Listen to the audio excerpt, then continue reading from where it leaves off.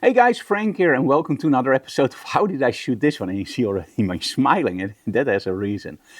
You know, when I teach workshops, the most heard argument, I don't have that expensive stuff. I don't have that expensive camera. I don't have those expensive strokes. There's always something that you don't have to make an excuse. Now, I don't have expensive strobes. Okay. G-Koto strobes, about 200, 250 euros per strobe. I don't have expensive softboxes, okay, 100 euros for a softbox, or maybe 19 euros for an umbrella, a photographic umbrella, of course. But hey, wait a minute, a photographic umbrella? Is there another umbrella? Yes, of course, there are umbrellas for rain, right?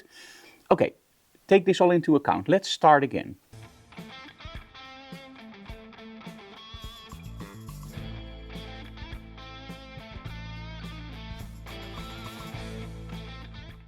Hey guys, Frank here and welcome to another episode of How Did I Shoot This One? Today it's all about what you cannot use for photography, but you actually can. You already feel it coming, right? During the workshops we always ask our students, if you want to bring something that we can use in our workshops, feel free to do. And this time somebody brought an umbrella. Now you might think, okay, I'm going to stop this video because an umbrella can't be interesting. Why do you think we made this video? Yes, because it's really interesting. Now this was not a standard umbrella. This is one of those umbrellas you can buy with the Action or Xenos or whatever, like a really cheap retail store. But this umbrella was a see-through umbrella with oil effects. Now, if you have something that you put in front of your strobes, let's start out very, very simple. So I'm going to take my strobe and I'm going to put something in front of my strobe. What is the most important thing? Of course that you use a light meter, but we're not going to talk about that now. The most important thing is that you put something in front of your strobe that doesn't color your lights. And if you put something in front of your strobe that colors the light, you should know how much it colors your light. This is, by the way, why we use a light meter and a color checker to make sure that all the colors are neutral. This is also why all your softboxes that you buy have white diffusion panels. And those white diffusion panels, if they are manufactured correctly, you could buy one softbox from 70 centimeters, one softbox from 2 meters from the same brand. You meter them and they should be equal. Otherwise, it's not a really good brand. So why is that important? Well, very important because, well, when you shoot an object and you shoot it with two different light sources, you don't want any color difference between the two light sources, right? So that's why photography equipment is often a lot more expensive than just some cloth that you buy on the market. That's also why an umbrella for the rain, although it's white, you can't really use for photography because it can color the light. Okay, Frank, but what if I use only one umbrella? Now I got you there, right? Yeah, you totally got me. If you use only one umbrella, you can use it for photography. For the very simple reason, you use a light meter, you use a color checker and you take out the deviation from the colors and you have a perfect natural color base, right? So, this umbrella, is that usable for photography? Absolutely not. The moment we used it, it cast so much blue that I couldn't correct it in Lightroom. But that's also the cool part. Because that means that we have something that colors the light. But the other thing is, it was highly reflective, so that also means that it threw light back on the backdrop. And that got us thinking, like, hey, what if we use that umbrella not as a prop, but actually as a light shaper? Now, the main problem you get, of course, is how do you get the light to shine through the umbrella, but doesn't light up the whole umbrella on the top that it's totally white and blows out?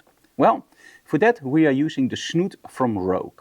Now, the nice thing about the magnetic Snoot from Rogue, let me get one for you guys. There we go.